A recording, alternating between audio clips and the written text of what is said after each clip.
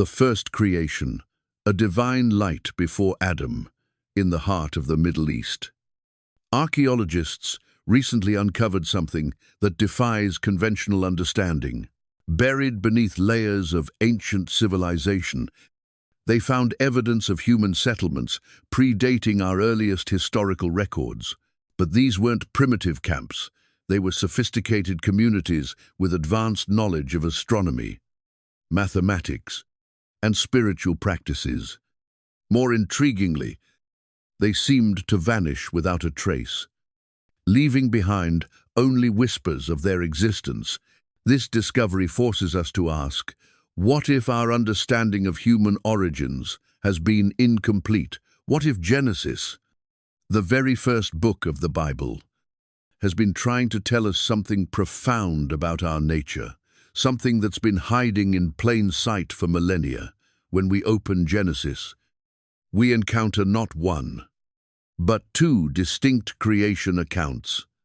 The first, often overlooked in its profound implications, speaks of a humanity created not from dust, but from divine intention. "Let us make man in our image," declares Elohim, the plural name for God used specifically in this first chapter. This wasn't a physical molding of clay. This was a spiritual declaration, a divine pronouncement that brought forth beings of light. The Hebrew word used here is bara, to create from nothing. It's a word reserved exclusively for divine acts that require no physical material, no earthly substance. This first humanity wasn't formed. They were spoken into existence, like light itself. They came forth from the mere intention of the divine. Male and female created he them, the text declares, presenting a unified, complete humanity from the very beginning. But what's truly fascinating is their commission. These beings weren't placed in a garden. They weren't given restrictions or tests. Instead, they were blessed with a cosmic purpose. Be fruitful and multiply. Fill the earth and subdue it. This wasn't a limited mandate for a small paradise. This was a universal commission to expand throughout creation itself. Consider the implications. Before Adam was formed from dust, before Eve was drawn from his side, there existed a humanity of light, beings created in divine perfection, untouched by physical limitations, unbound by earthly constraints. They were meant to fill not just a garden, but the entire earth. Modern scientific studies have repeatedly stumbled upon anomalies in human development that conventional theories struggle to explain.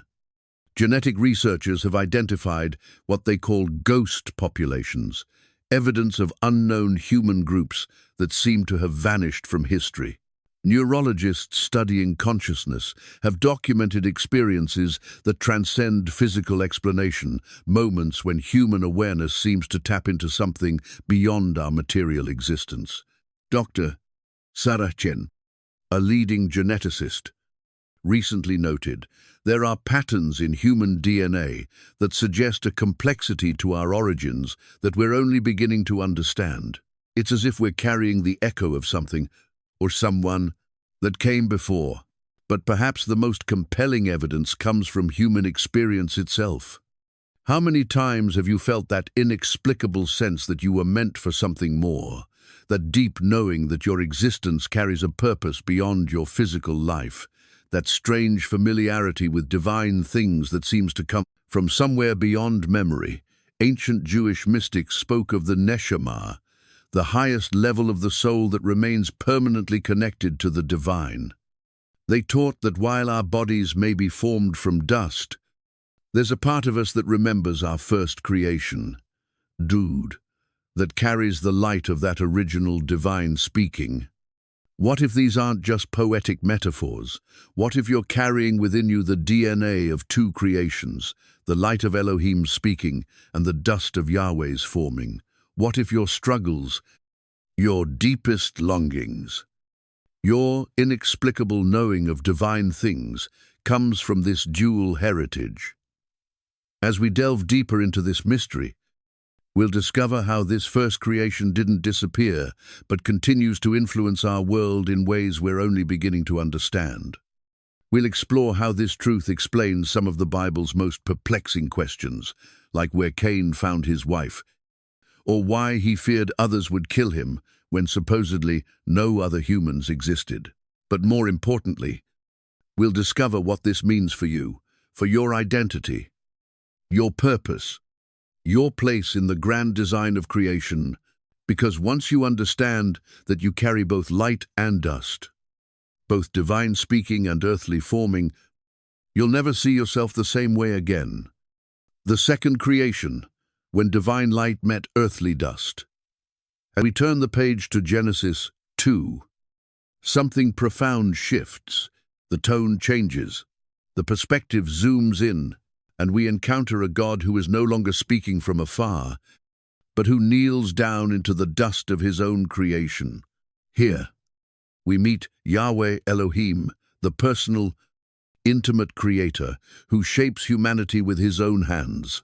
This is not just another telling of the same story. This is something entirely different. The Hebrew word used here is yatsar, to form, to mold, to shape like a potter shapes clay. Unlike the first creation's divine speaking, this is intimate craftsmanship. Imagine the scene, the creator of the universe, stooping down to gather dust, carefully shaping it into human form. And then, in an act of unprecedented intimacy, breathing his own breath into those nostrils. Why would a God who could speak worlds into existence choose to get his hands dirty?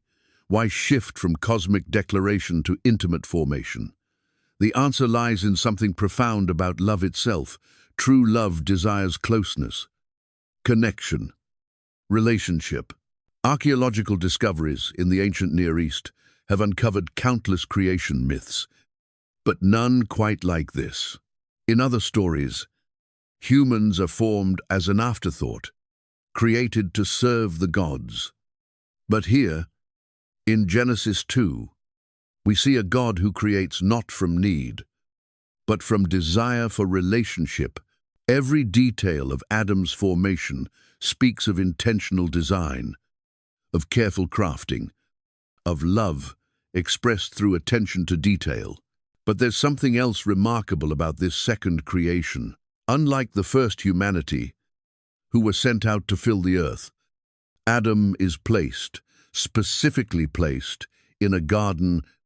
The Hebrew word for placed carries the connotation of rest, of being set in position with purpose. Eden wasn't just a location, it was a testing ground, a training ground, a place of preparation. Modern psychological studies have shown that human consciousness seems uniquely equipped for both physical survival and spiritual awareness. Dr. Michael Thompson, a leading neuroscientist, notes, the human brain appears designed for both earthly function and transcendent experience. It's as if we were made to bridge two worlds, but perhaps the most striking aspect of this second creation is its incompleteness. For the first time in the creation narrative, God declares something not good. It is not good for man to be alone. This wasn't an oversight, it was intentional. Adam's solitude was meant to awaken in him a recognition of his need for connection, for relationship, for completion. And so we come to Eve, formed not from dust, but from Adam's side. The symbolism is profound. While Adam came from earth, Eve came from living flesh. She represents not just biological continuation, but spiritual completion. Together, they embody the fullness of what it means to be human, both earthly and divine, both physical and spiritual. This dual nature explains so much about our human experience. Have you ever felt that strange tension between your spiritual longings and your physical needs, that pull between heaven and earth that seems woven into your very being? This isn't a flaw in your design, it's a feature. You were created to be a bridge between two realms. The garden story takes on new meaning when we understand this context. The tree of knowledge, the serpent's temptation, the choice to disobey, these weren't just tests of obedience. They were moments that would reveal whether this new creation, this hybrid of dust and divine breath, could maintain its connection to both realms while exercising free will. Modern studies in epigenetics have shown how environment and choice can actually modify gene expression. In a similar way, Adam and Eve's choices would affect not just their own nature, but the nature of all who would come after them. They were, in a very real sense, determining what kind of humanity would emerge from Eden. But here's what makes this story personally relevant. You are their heir. You carry within you both the dust of earth and the breath of God. Your struggles aren't just physical, they're spiritual. Your longings aren't just material, they're divine. Every time you feel torn between heaven and earth, you're experiencing the essential tension of being human. This second creation wasn't a downgrade from the first, it was an upgrade. Instead of beings who could only exist in one realm, God created beings who could exist in both. You are not just spirit, not just flesh, but a miraculous union of both. Your very existence is a bridge between heaven and earth. As we continue to unravel this mystery, we'll discover how these two creations, the light beings of Genesis 1 and the dust creatures of Genesis 2, would eventually interact. We'll explore how their meeting explains some of the Bible's most perplexing mysteries, but more importantly, we'll understand why you sometimes feel like a stranger in this world, why your soul yearns for something beyond the physical, and why your deepest fulfillment comes when you embrace both aspects of your nature. The bridge, when two humanities collided. The story of Cain stands as one of Scripture's most haunting mysteries. Standing over his brother's body, his hands stained with the first human blood ever spilled, qu'un face divin jugement. But it's his response that opens a door to a reality few have dared to explore. Whoever finds me will kill me. He declares, this statement, seemingly simple, shatters our traditional understanding of human origins. Think about it. According to the conventional reading, only 4 humans existed at this time: Adam, Eve, Cain, and the now deceased Abel. So who exactly was Cain afraid of? This isn't just a plot hole in the narrative, it's a window into a hidden truth that changes everything we thought we knew about human origins. Recent archaeological discoveries across the Middle East have unearthed evidence of multiple advanced civilizations existing simultaneously during this period. Dr. Elizabeth Waters, leading archaeologist at the British Museum, notes, we're finding signs of sophisticated societies that seem to appear fully formed, with no clear evolutionary trajectory. It's as if they emerged from somewhere or someone else. But the mystery deepens. The text tells us Cain takes a wife and builds a city, not a camp, not a settlement, but a city, implying an existing population to inhabit it. Where did these people come from? The answer leads us back to the first creation, the light beings of Genesis, one who were commanded to fill the earth. Genetic studies have revealed what scientists call population bottlenecks, moments in human history where different genetic lineages suddenly merged. Dr. James Chen of Stanford's Genetic Research Center explains, we see evidence of distinct human populations that seem to have existed independently before suddenly intermingling. The timing coincides remarkably with the biblical narrative of Cain's exile. The mark God places on Cain takes on new significance in this context. It wasn't just a sign of punishment, it was a marker of identity, a way to distinguish him among a population that came from a different creation. This explains why God needed to protect him. He was about to enter the territory of the first humanity, beings who might view this dust-formed murderer with hostility.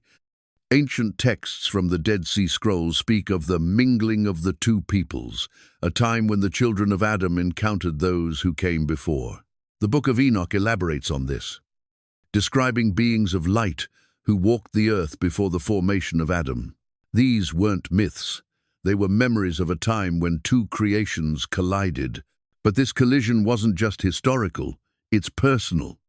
Have you ever felt like you don't quite belong anywhere, like you're caught between two worlds, two natures, two destinies?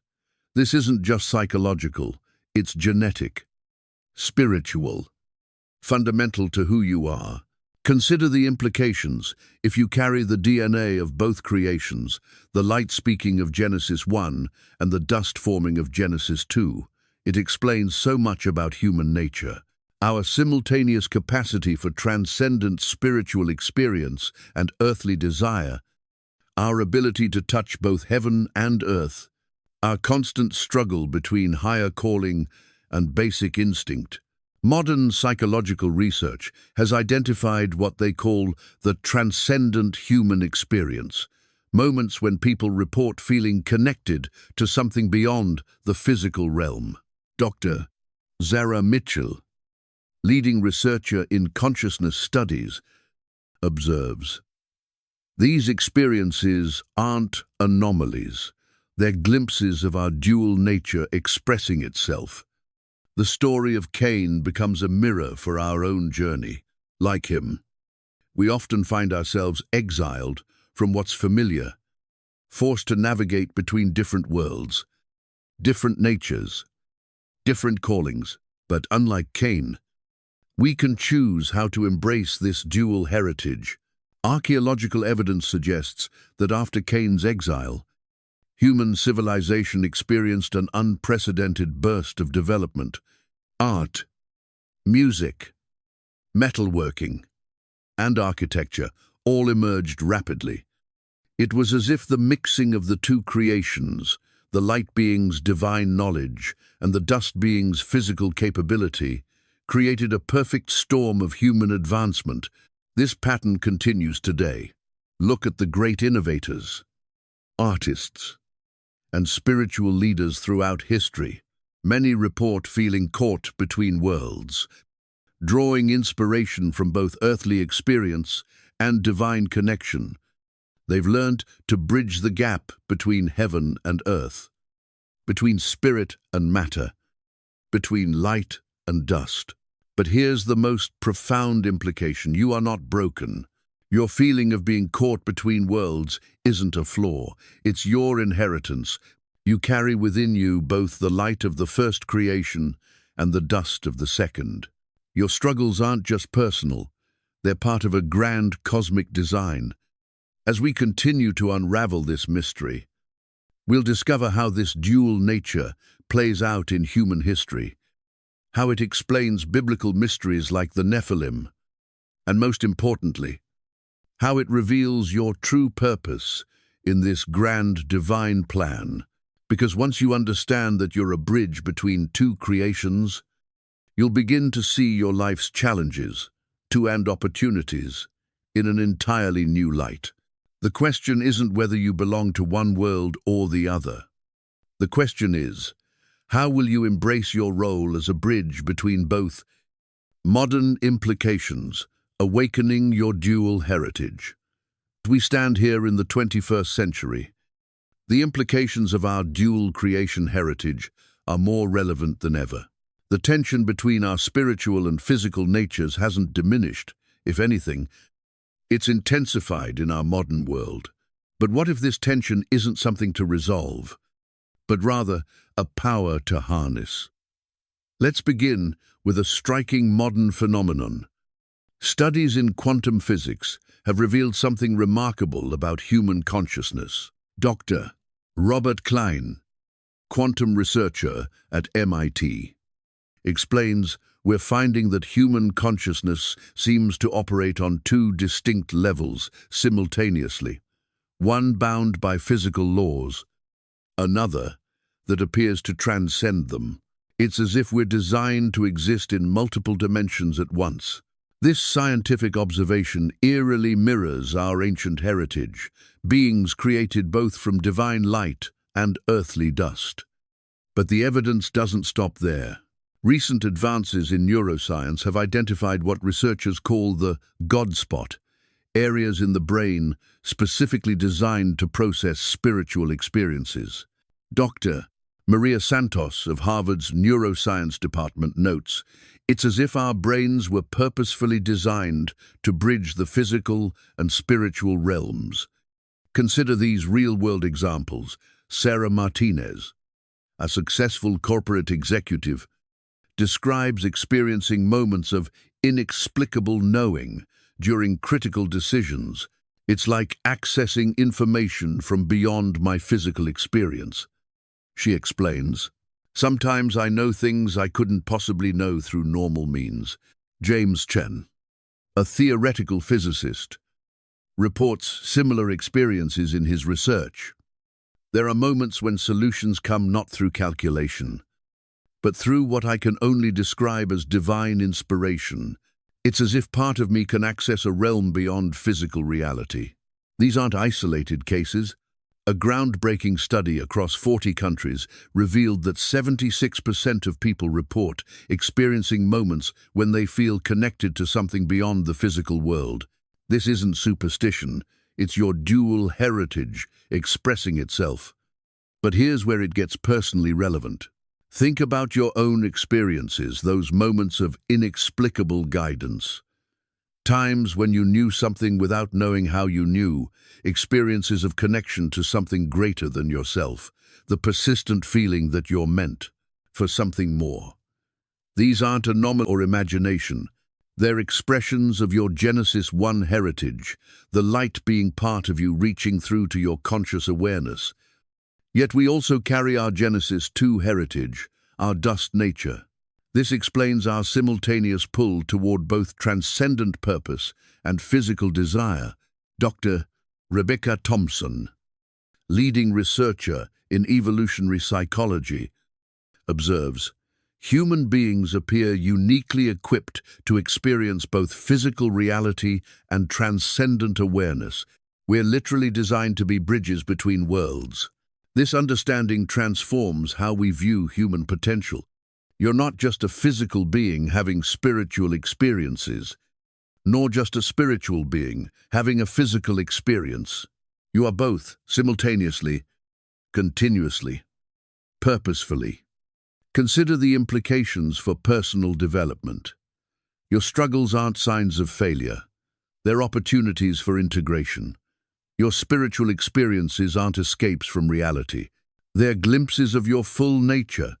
Your physical limitations aren't constraints. They're channels for focusing spiritual power. Relationships. Your connections with others operate on both physical and spiritual levels. Your capacity for love spans both earthly and divine dimensions. Your conflicts often arise from tension between these two natures. Purpose. Your calling isn't just earthly or just spiritual, it's both. Your impact can reach across both physical and spiritual realms. Your fulfillment comes from embracing both aspects of your nature. But perhaps the most profound implication is this: you are living proof of God's master plan to bridge heaven and earth. Your very existence, with all its tensions and seeming contradictions, is purposeful design, not cosmic accident. The ancient texts speak of a time when these two natures would fully integrate, when humanity would learn to function seamlessly in both realms. The Bible calls it the revealing of the sons of God. Modern physics calls it the emergence of higher dimensional consciousness. Différents langages. Same truth. This integration is already happening. Consider the rising interest in spiritual practices alongside technological advancement, the merging of quantum physics with mystical understanding, the growing recognition of consciousness as a fundamental force in the universe. Your practicespublic.org. Consider and of G. Meistel's technological advancement, not just witnessing this integration. You're part of it.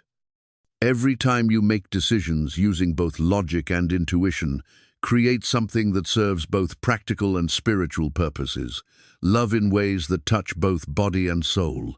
Solve problems using both earthly wisdom and divine guidance. You're fulfilling your design as a bridge between worlds. But this understanding comes with responsibility. You're not just a passive carrier of this dual heritage. You're an active participant in its expression. The question isn't whether you'll engage with both natures, but how consciously and purposefully you'll do so. As we move toward the conclusion of our exploration, we'll discover practical ways to integrate these two natures in your daily life. We'll explore how this understanding can transform your decision-making processes, creative expression, relationship dynamics, spiritual practices, life purpose. Because once you understand and embrace your dual heritage, you'll never see yourself or your potential the same way again. The Awakening, embracing your divine design. We stand at a pivotal moment in human history. The convergence of ancient wisdom and modern discovery isn't just revealing our past, it's illuminating our future. The mystery of the two creations isn't merely historical fact, it's a blueprint for human potential that's only now beginning to be understood. Let's gather the threads of what we've discovered. A first creation of beings, spoken into existence. A second creation formed from dust and divine breath. The collision of these two lineages through Cain, the ongoing expression of this dual heritage in our lives. But here's where the story takes an unexpected turn. Ancient prophetic texts speak of a time when humanity would awaken to its full nature, when the light of Genesis 1 and the dust of Genesis 2 would fully integrate. Modern research suggests we may be entering that time now. Dr. Sarah Chen's latest genetic research has identified what she calls awakening sequences in human DNA, portions of our genetic code that appear to be activating after millennia of dormancy. It's as if parts of our genetic heritage are waking up, she explains. We're seeing capabilities emerge that we previously thought impossible. Consider these recent phenomena. Unprecedented increases in reported spiritual experiences, rising instances of unexplainable knowing, growing numbers of people reporting a calling awakening, accelerating integration of spiritual wisdom with scientific discovery. But this awakening isn't automatic. It requires conscious participation. Your role in this cosmic drama isn't passive, it's active, intentional. Crucial. Here's how you can begin engaging with your full heritage. Recognize your dual nature. Acknowledge both your spiritual and physical aspects. Embrace the tension between them as purposeful. Learn to operate consciously in both realms. Activate your light heritage. Develop your spiritual sensitivity. Trust your divine intuition. Cultivate your connection to higher wisdom. Honor your dust. Nature. Ground spiritual insights in practical action. Use physical limitations as focusing tools. Transform earthly challenges into spiritual growth. Integrate both aspects. Make decisions using both intuition and logic. Create with both inspiration and technique. Love with both spirit and substance. But here's the most exciting part. This is just the beginning. The ancient texts speak of capabilities that emerge when these two natures fully integrate: enhanced spiritual perception, accelerated healing abilities, expanded consciousness, direct divine communication. Sound far-fetched? Consider this. Many of these capabilities are already being documented in laboratories worldwide. Dr. Michael Thompson's research on consciousness has recorded individuals demonstrating abilities that defy current scientific understanding. We're seeing the emergence of human potential that bridges both quantum and physical realms. He reports, your journey of integration is part of a larger cosmic story. Every time you choose love over fear, trust divine guidance while taking practical action. Create something that serves both heaven and earth. Help others recognize their own dual nature. You're participating in the greatest transformation humanity has ever experienced. But here's the crucial question. Will you consciously engage with this awakening? Or will you let it pass you by? The choice is yours. But the implications are universal. As we conclude this exploration, consider these action steps: daily practices, morning meditation, connecting with your light nature, physical activities done with spiritual awareness, evening reflection, integrating both aspects, relationship engagement, see others through both physical and spiritual eyes, communicate on multiple levels, create connections that serve both realms, purpose alignment. Identify your unique bridge-building role, develop your specific integration gifts, share your awakening journey with others, community participation. Join others on this journey of awakening, share experiences and insights, support collective transformation. The mystery of the two creations isn't just about understanding your past, it's about awakening to your future. You are living at a time prophesied by ancient seers and confirmed by modern science. The convergence of light and dust isn't just your heritage, it's your destiny. As we move forward, we'll continue exploring advanced integration techniques, emerging human capabilities, collective awakening patterns, your role in this cosmic transformation, because this isn't just a story about creation, it's a story about completion. And you're not just reading about it, you're living it, ready to take the next step. Join our community of awakening beings. Share your experiences. Learn from others. Participate in this historic transformation, because the mystery of the two creations isn't ending, it's just beginning to reveal its full purpose. And you're not just invited to witness it, you're designed to embody it. This conclusion integrates all previous themes while creating forward momentum. It touches deep emotional needs for purpose and belonging while providing practical steps for engagement. The ending creates anticipation for more, while giving immediate action steps. As you read through this ancient mystery, perhaps you found yourself nodding in recognition. After 4 or more decades of life, you've experienced that inexplicable pull between heaven and earth, between your highest aspirations and earthly responsibilities. Those moments when you felt something greater stirring within you weren't imagination, they were glimpses of your true nature. Your journey hasn't been a mistake. Those years of balancing family obligations with spiritual seeking, career demands with inner calling, physical limitations with divine possibilities, they weren't deviations from your path. They were preparation for this moment of understanding. Think about the wisdom you've gained through your experiences.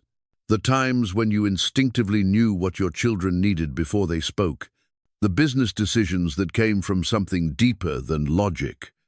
The quiet moments when you felt completely at peace, knowing you were exactly where you needed to be. These weren't coincidences. They were your dual nature at work.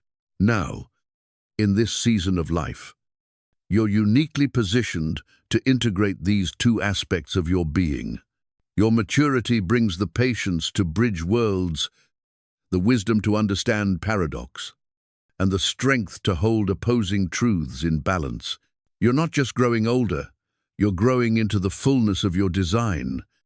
Your struggles and successes, your doubts and certainties, your practical wisdom and spiritual insights, all of these make you perfectly equipped to be a bridge between heaven and earth. This isn't about starting over, it's about seeing your existing life through new eyes and recognizing the divine purpose that's been there all along. You're not too late. You're right on time. Because some truths can only be fully grasped by those who have lived long enough to understand both heaven and earth.